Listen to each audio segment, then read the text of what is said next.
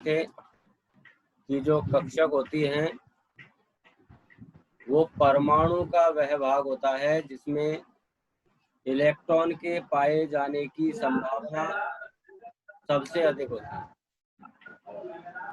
परमाणु का वह भाग, वह स्थान जिसमें इलेक्ट्रॉन के पाए जाने की संभावना सबसे अधिक हो, उसे हम क्या कहते हैं?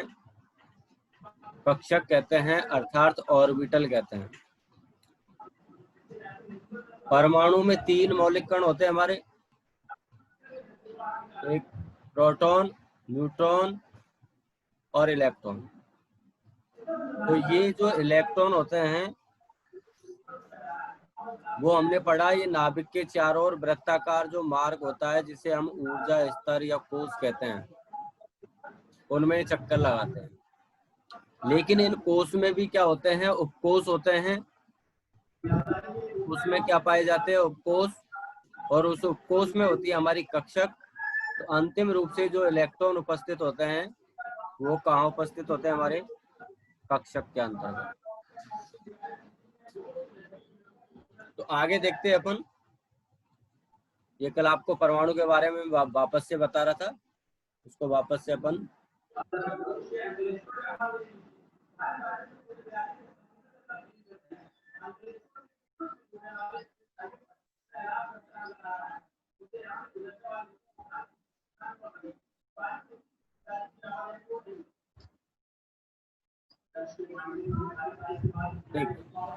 अब ये जो हमारा कक्षक होती हैं,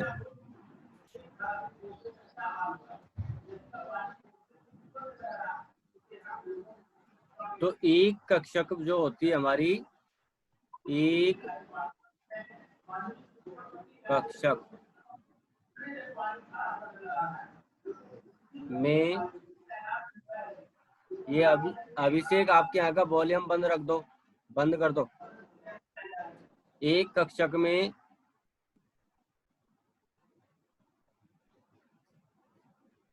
अधिकतम इलेक्ट्रॉन की संख्या कितनी होती है? 2। एक ऑर्बिटल जो होगी हमारी, उसमें अधिकतम कितने इलेक्ट्रॉन आ सकते हैं? 2 इलेक्ट्रॉन आ सकते हैं। और वो जो 2 इलेक्ट्रॉन होते हैं, वो 2 इलेक्ट्रॉन भी विपरीत चक्रण के होते हैं।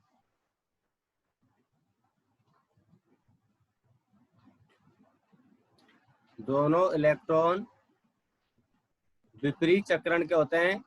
मतलब एक इलेक्ट्रॉन हमारा क्लॉकवाइज घूमता है, तो दूसरा इलेक्ट्रॉन हमारा उसके विपरीत दिशा में एंटी क्लॉकवाइज होता है। एक दूसरे के अपोजिट डायरेक्शन में इलेक्ट्रॉन होते हैं। और जो हमारी ऑर्बिटल होती है कक्षक, उस कक्षक को हम व्यक्त करते हैं आयताकार बॉक्स से, इस तरीके से। ये आयताकार बॉक्स, एक बॉक्स हमारी एक कक्षक को रिप्रेजेंट करता है। अब इसमें 2 इलेक्ट्रॉन आएंगे तो वो कैसे आएंगे? जैसे एक इलेक्ट्रॉन इस रूप में आएगा तो दूसरा इलेक्ट्रॉन उसके विपरीत क्रम में आएगा। इस तरीके से ये 2 इलेक्ट्रॉन होते हैं, क्योंकि दोनों इलेक्ट्रॉन एक दूसरे के विपरीत चक्कर लगाते हैं। अब ये कक्षक कहाँ होती है? मैंने आपको बताया था कि ये कक्षक कहाँ पर होती है।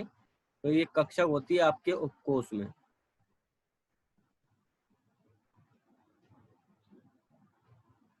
कक्षक कहाँ होती है? उपकोश में। देखिए मैंने ऊपर बताया था कि सबसे पहले कोश होता है जो नाभिक के चारों ओर चक्कर वृत्ताकार मार्ग होता है। उस कोश में क्या होती है? उपकोश। और उपकोश में होती है कक्षक। तो इसका मतलब कक्षक कहाँ पर होती है? कक्षक किस में है? उपकोश में ही तो है। और ये जो उपकोश होते हैं, ये हमारे उपकोश होते हैं एस उपकोश, पी उपकोश, डी उपकोश और एफ उपकोश। इन उपकोश के आधार पर ही आवर्त सारणी जो है ना हमारी, उसको 4 ब्लॉक में बांटा गया है। आपने आवर्त सारणी पढ़ी है 10th क्लास में, तो उस आवर्त सारणी में पढ़ा होगा आपका S block, P block, D block और एफ ब्लॉक। तो ये किसके आधार पर आवर्त सारणी को 4 भागों में बांटा गया है? उपकोष के आधार पर, एस उपकोष, टी उपकोष, डी उपकोष और एफ उपकोष। अब ये जो हमारी एस उपकोष होती है, तो इनमें किस उपकोष में कितनी कक्षक होंगी? कक्षक की संख्या। तो यदि हम कक्षकों की संख्या की बात करें तो एस उपकोष जो होता है उसमें एक कक्षक होती है। एस उपकोष में कितनी कक्षक होती है? एक, अर्थात एक बॉक्स होगा। और उसकी आकृति की जब हम बात करेंगे, नमस्ते सर। हाँ नमस्कार सर। नमस्ते सर। नमस्कार नमस्कार। अकेले ही पी रहे हो सर चाय? क्या करे हम तो, चाय अकेले ही पी रहे हो सर? तुम अकेले अकेले पार्टी कर रहे हो तो हम अकेले अकेले चाय भी नहीं पी सकेगा? हाँ क्लास के बाद आ जाओ, फिर क्लास के बाद आ जाओ जब तक ही तैयार होगा। अभी तो बारिश आ रही है, देखो ना बारिश को देखने तो, अभी अभी बारिश आई है। हाँ भाई, तो अपन के कक्षक किसके अंतर्गत होती है? उपकोष के अंतर्गत होती है। तो एस जो उपकोष है अपना, उसमें कितनी कक्षक होती है? एक होती है। तो इसको हमने एक बॉक्स से व्यक्त किया और इसकी आकृति कैसी होती है? गोलाकार।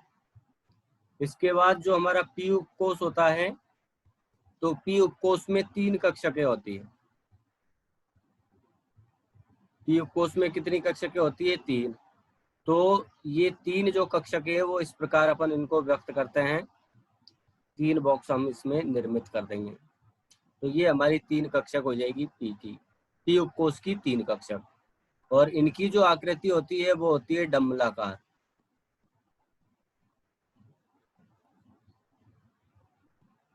डंबलाकार। इसके बाद आपका कौन सा उपकोष आता है? डी उपकोष आता है। और डी उपकोष में आपके कक्षकों की संख्या होती है 5। 5 कक्षकें होती है आपकी। इनको अपन व्यक्त कर देंगे 5 बॉक्स से। तो ये डी उपकोष की 5 कक्षकें होती है, 1 2 3 4 और 5। और इसकी जो आकृति होती है वो होती है द्विडंबलाकार।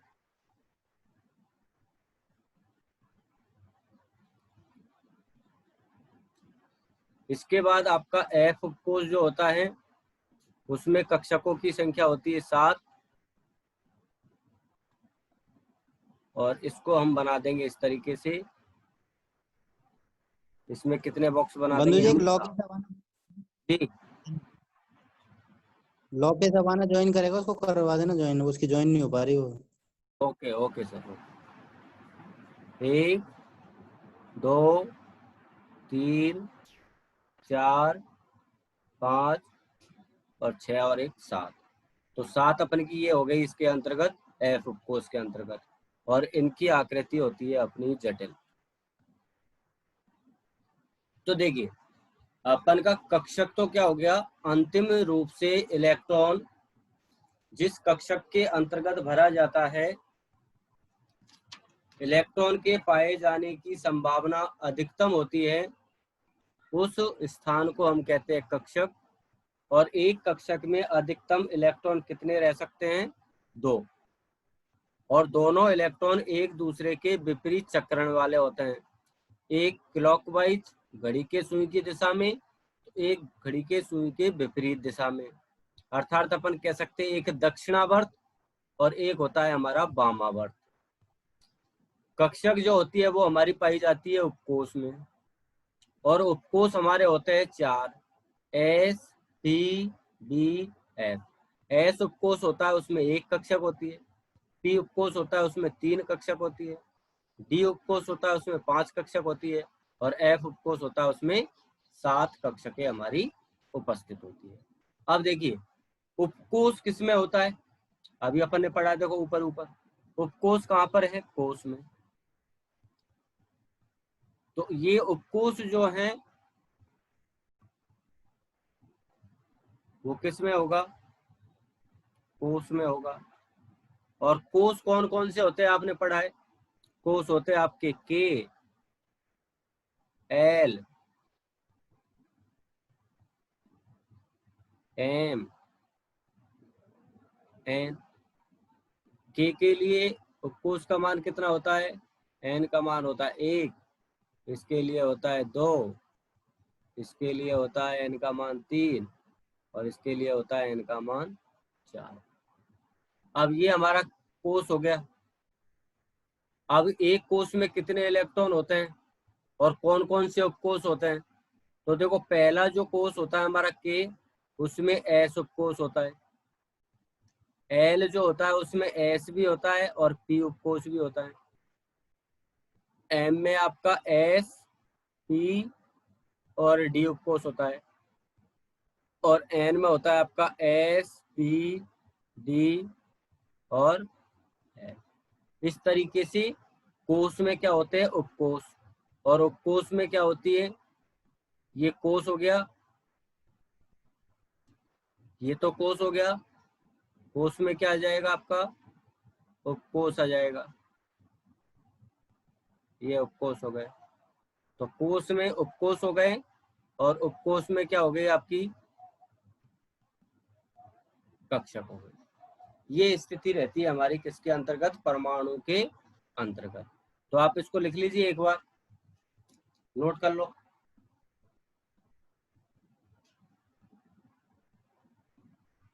अजीत गुजर, वीडियो कैमरा ऑन करें आपका।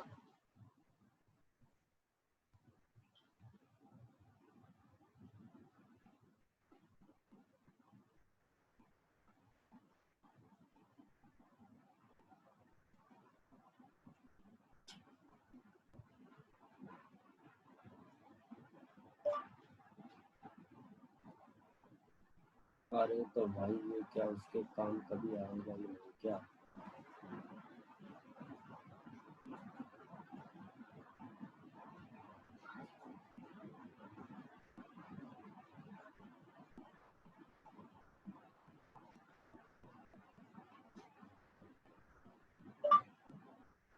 क्या एक ही यूनिट पढ़ के रह जाएगा और यूनिट नहीं पढ़ेंगे स्टूडेंट?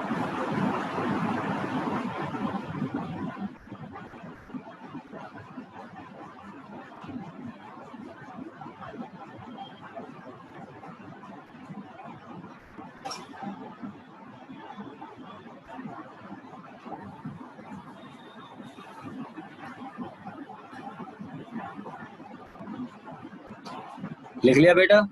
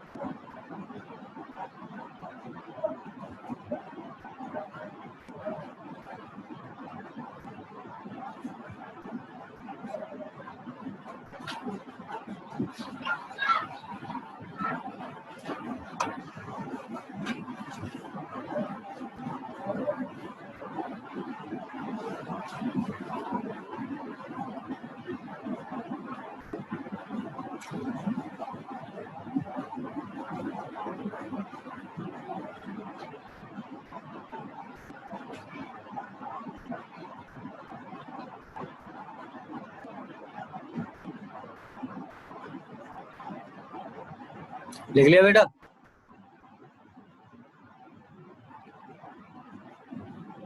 लिख लिया क्या?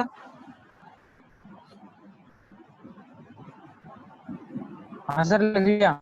चलो इसको और लिख लो नीचे।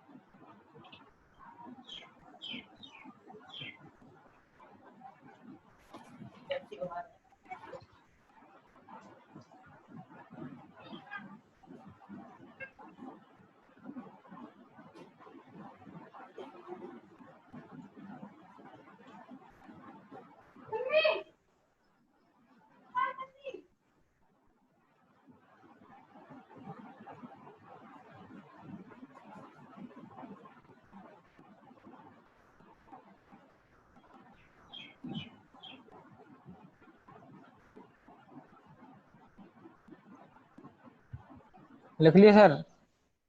ओके, अब इसके बाद अपन हेडिंग डालेंगे अगली। तो अगली हेडिंग डाल दीजिए।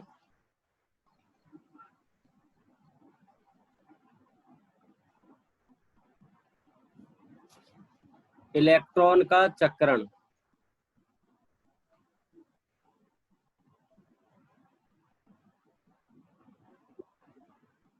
इलेक्ट्रॉन का चक्रण।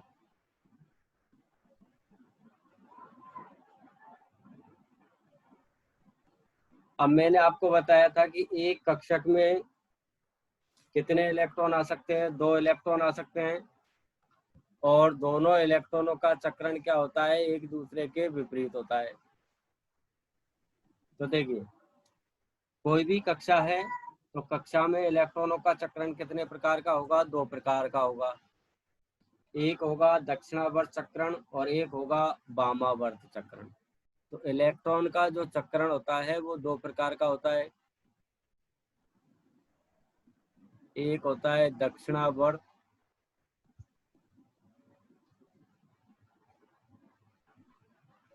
चक्रण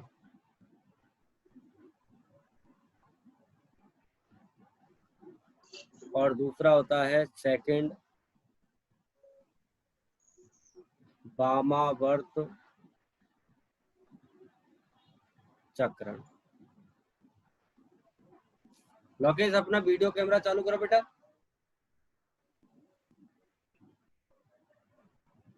अब लिखो, पहले हेडिंग डालो आप बेटा, इसमें थोड़ा सा 2 लाइन लिखनी है आपको। देखो, इलेक्ट्रॉन का चक्रण, हेडिंग डाल दो इलेक्ट्रॉन का चक्रण।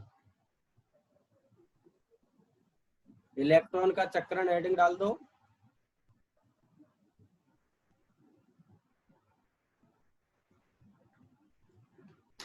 और इसमें लिखना है आपको, किसी कक्षा में इलेक्ट्रॉन का चक्रण किसी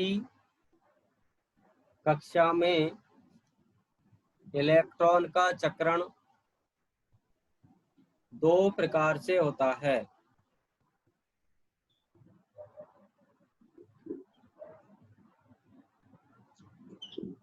किसी कक्षा में इलेक्ट्रॉन का चक्रण 2 प्रकार से होता है।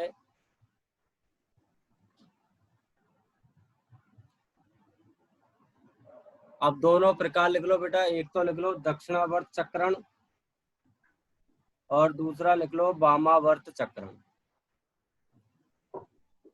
एक तो हो गया अपना दक्षिणावर्त चक्रण और दूसरा हो गया वामावर्त चक्रण।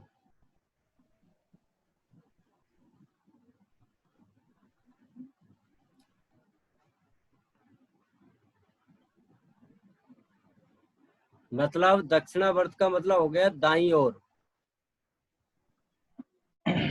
हो गया दाईं ओर अर्थात घड़ी के सुई की दिशा में, क्लॉकवाइज। और वामावर्त का मतलब हो गया बाईं ओर, मतलब एंटी क्लॉकवाइज, घड़ी के सुई के विपरीत दिशा में। दो तरीके से इलेक्ट्रॉन घूमेंगे, या तो इलेक्ट्रॉन का चक्रण होगा इस प्रकार, या इलेक्ट्रॉन का चक्रण होगा इस प्रकार। ठीक है, अब लिखो, एक नोट डाल दो, नीचे एक नोट डालिए और नोट डाल के लिखो, किसी भी उपकोष, किसी भी उपकोष की कक्षकों, किसी भी उपकोष की कक्षकों में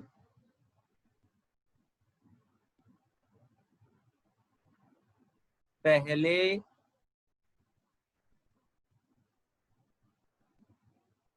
इलेक्ट्रॉन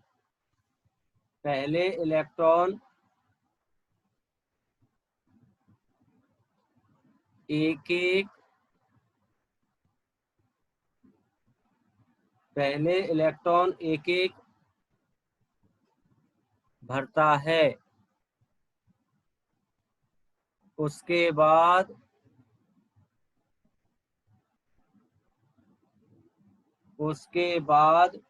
विपरीत क्रम में,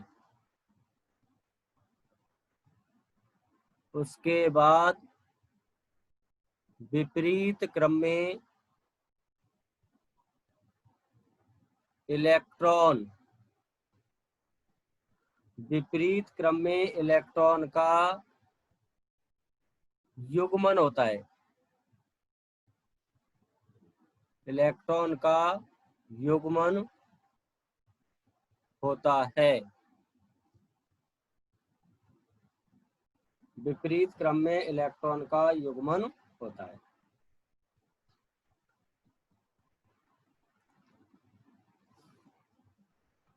देखो बेटा कैसे, जैसे हमारे पास पी उपकोष है बेटा, हमने कौन सा उपकोष ले लिया, पी उपकोष ले लिया।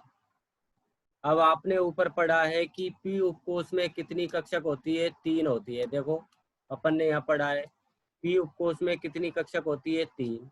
तो अपन क्या करेंगे, 3 कक्षक बनाएंगे ना यहाँ पर, तो अपन 3 कक्षक बना देते हैं यहाँ पर, ये अपन यहाँ पर 3 कक्षक बना देते हैं। ये हमारी 3 कक्षक हो गई पी उपकोष की। अब इस पी उपकोष में हमको कितने इलेक्ट्रॉन भरने हैं, हमको 5 इलेक्ट्रॉन भरने हैं, 5 इलेक्ट्रॉन भरने हैं। तो बेटा इसमें 5 इलेक्ट्रॉन कैसे भरे जाएंगे, है ना, यही तो देखना है ना अपन को। तो 5 इलेक्ट्रॉन इसमें कैसे भरे जाएंगे, तो वो देखिए अपन ऐसे इलेक्ट्रॉन भरेंगे, पहले एक इलेक्ट्रॉन इसमें आएगा, फिर एक इलेक्ट्रॉन दूसरी कक्षक में आएगा, फिर तीसरा इलेक्ट्रॉन तीसरी कक्षक में जाएगा। अब पहले एक एक इलेक्ट्रॉन भर दिया ना अपन ने, यही लिखा हुआ है किसी भी उपकोष की कक्षक में पहले इलेक्ट्रॉन एक एक भरता है, उसके बाद विपरीत क्रम में इनका युग्मन होता है। अब अपन क्या करेंगे, इसमें विपरीत क्रम में इलेक्ट्रॉन का क्या कर देंगे, यहाँ पर युग्मन कर देंगे। तो अब जो इलेक्ट्रॉन आएगा वो विपरीत क्रम में, दूसरा चक्रण, तो विपरीत क्रम में इसमें एक इलेक्ट्रॉन भर दिया, तो कितने हो गए, 4 हो गए ना, और एक इलेक्ट्रॉन इसमें भर दिया 5, तो ये 5 इलेक्ट्रॉन इसमें हमने भर दिए। बात समझ में आ गई?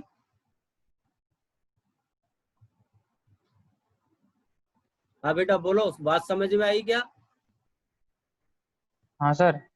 ओके, अब जैसे एक उदाहरण और देख लो, देखो और क्लियर हो जाएगा आपको। जैसे मान लीजिए आपको डी उपकोष में इलेक्ट्रॉन भरने, अब हमने कौन सा उपकोष ले लिया, डी उपकोष। अब डी उपकोष में कितनी कक्षक होती है, देखो आपको बताया 5 कक्षक होती है, डी में कितनी होती है, 5। तो पहले आप 5 हाँ। कक्षक बनाओगे, तो यहाँ पर 5 कक्षक बना दो, ये हमने 5 कक्षक बनाए, 1 2 3 4 और 5। अब इसमें हमको इलेक्ट्रॉन भरने, जैसे मान लीजिए हमको भरने इसमें 8 इलेक्ट्रॉन। कितने इलेक्ट्रॉन भरने इसमें? 8। तो क्या करेंगे, 8। पहले हम एक एक इलेक्ट्रॉन भरेंगे। तो देखो, एक इलेक्ट्रॉन इसमें भर दिया हमने, दूसरा इसमें भर दिया, 3, 4 और 5। अब सब में एक एक इलेक्ट्रॉन आ गए ना, तो अगला इलेक्ट्रॉन जो आएगा वो उसके विपरीत क्रम में आएगा। तो अगले इलेक्ट्रॉन को हम इसके विपरीत क्रम में भरेंगे। तो देखो, इसमें विपरीत क्रम में भरेंगे। 5 के बाद ये हो गया 6, फिर 7 और फिर 8। अब बताओ ये बात समझ में आई कि नहीं आई बेटा आपके? आ गई ना? लिख लिया आप लोगों ने? हाँ सर। ओके। अब इसके बाद एक नियम आता है अपन का, उसको बोलते हैं हम ऑफ-बाउ का नियम। तो बेटा अब जो अपन पढ़ने वाले हैं वो पढ़ेंगे, हमारा नियम है कौन कौन तो सुपरवाइजर कौन से? ऑफ-बाउ।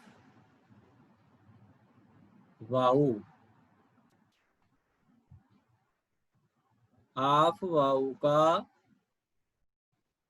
नियम। कौन सा नियम पढ़ेंगे हम? ऑफ-बाउ का नियम पढ़ेंगे। तो देखिए, ऑफ-बाउ का नियम क्या है। ऑफ-बाउ एक वैज्ञानिक हुए थे और इन्होंने इलेक्ट्रॉन को कक्षकों में भरने के लिए एक नियम दिया था। ऑफ-बाउ का अर्थ होता है निर्माण करना। इसका अर्थ क्या है बेटा? इसका अर्थ है निर्माण करना। निर्माण करना। तो ये ऑफ-बाउ का अर्थ था और इसने कक्षकों में इलेक्ट्रॉन भरने के लिए एक नियम दिया। और इसने क्या कहा कि पहले इलेक्ट्रॉन उस कक्षक में भरा जाएगा जिसकी ऊर्जा का मान कम है। उसके बाद इलेक्ट्रॉन उससे अधिक ऊर्जा वाली कक्षक में भरा जाएगा। तो इसके लिए इसने कक्षकों की ऊर्जा का क्रम निकालने के लिए कि कम ऊर्जा की कक्षक कौन सी होगी और अधिक ऊर्जा की कक्षक कौन सी होगी, तो उसके लिए एक आरेख दिया और उसके आधार पर कक्षकों की ऊर्जा का क्रम निकाला। किसने? ऑफ-बाउ ने। इसको बोलते हैं हम ऑफ-बाउ का नियम। अब देखो ये कैसे निकाला था। इसने क्या किया, हमारे आवर्त सारणी में बेटा आवर्त की संख्या कितनी होती है? 7। आवर्त की संख्या कितनी होती है इसमें? 7। तो इसने 7 आवर्त लिखे। 1, 2, 3, 4, 5 और 6 और 7। अब इसमें पहली कक्षक इसने लिखी। पहली कक्षक कौन सी थी? हमारी S। तो ये आपका हो गया 1s, ये 2s, 3s, 4s, 5s, 6s और 7s। इसके बाद इसने दूसरा आवर्त लिया और दूसरा आवर्त यहाँ से प्रारंभ किया। दूसरा आवर्त, तीसरा आवर्त, चौथा आवर्त, पांचवा आवर्त, छठा आवर्त और सातवां आवर्त। और इसमें दूसरी कक्षा किसने ली? दूसरी कौन सी होती है? हमारी P। तो ये हो गया 2p, 3p, 4p, 5p, 6p और 7p। इसके बाद इसने कौन सी कक्षक ली? इसके बाद इसने ली 3। तीसरा कोष, चौथा कोष, पांचवा, छठा और सातवां। और इसमें कौन सी कक्षक? डी वाली। 3D, 4D, 5D, 6D और 7D। इसके बाद इसने कौन सा लिया, चौथा आवर्त, 4, 5, 6 और 7। और इसमें कौन सी कक्षक ली, F, 4F, 5F, 6F और 7F। इस तरीके से समझना। देखो 1 से 7 तक गिनती लिखी, उसमें S कक्षक लगाई, फिर 2 से 7 तक लिखा, उसमें P, 3 से 7 तक में D और 4 से 7 तक में F। एक एक अंक छोड़ता गया और S, P, D, F लिखता गया। अब क्या किया, इन सबको इस एक गोले में बंद कर देते हैं अपन, इन सबको एक एक गोले में बंद कर देते हैं इस तरीके से।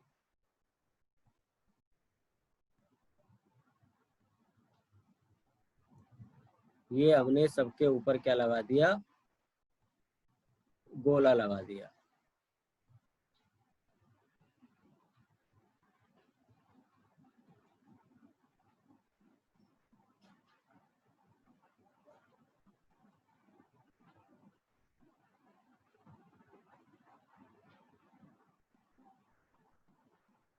इस तरीके से इन सब पर ये गोला लगा दिया।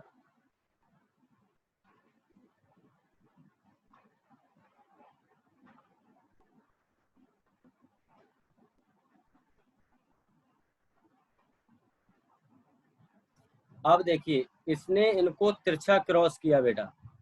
तिरछा कैसे, इस तरीके से देखो,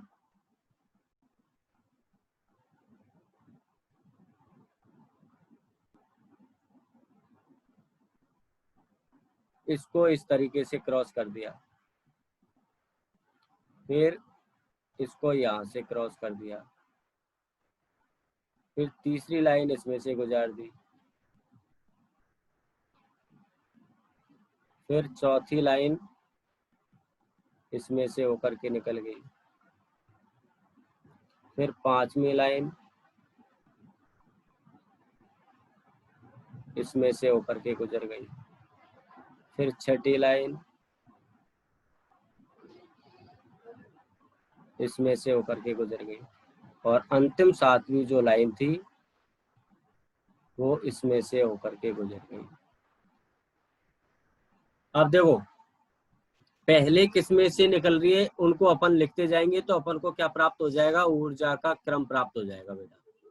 कैसे लिखेंगे देखो आप, अब ध्यान देना यहाँ पर। सबसे पहले ये तीर का निशान किस में से जा रहा है, 1s में से जा रहा है ना। 2 मिनट देख लो इधर फिर उतारना। ये पहले किस में से जा रहा है, 1s में से जा रहा है ना, तो अपन लिखेंगे 1s। इसका मतलब 1s की ऊर्जा सबसे कम होती है। अब इससे अधिक ऊर्जा किसकी होगी, तो दूसरा तीर किस में से गया, 2s में से, तो इसके बाद आ जाएगी हमारी 2s। फिर इससे अधिक ऊर्जा अगला तीर किस में से जा रहा है, पहले 2p में से जा रहा है और फिर 3s में से, तो क्या आ जाएगा हमारा 2p, और 2p के बाद क्या आ जाएगा 3s। फिर 3s के बाद किसका नंबर आएगा, 3p का, और 3p के बाद किसका नंबर आएगा, देखो 3p के बाद आ रहा है हमारा 4s। फिर 4s के बाद किसका नंबर आ रहा है, देखो 3d का, और 3d के बाद किसका आ रहा है 4p का,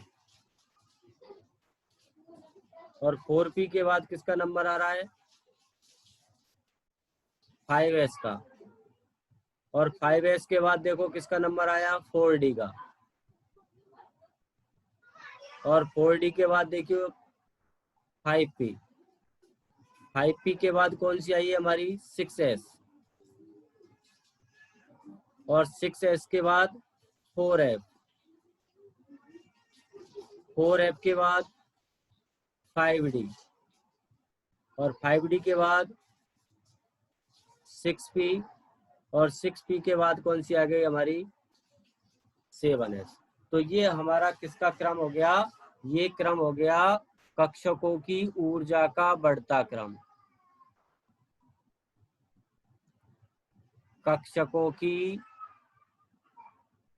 ऊर्जा का बढ़ता क्रम हमको क्या हो गया, प्राप्त हो गया।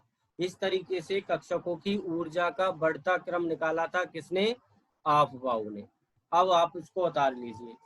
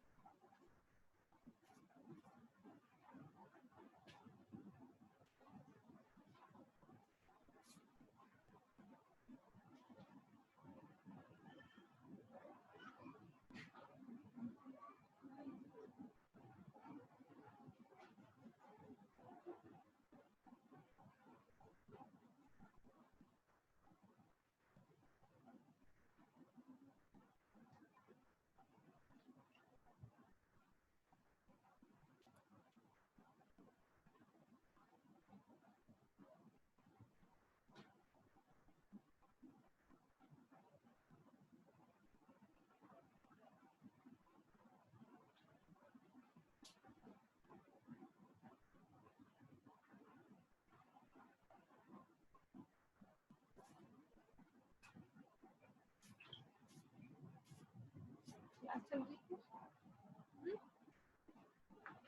क्लास चल रही है आपकी?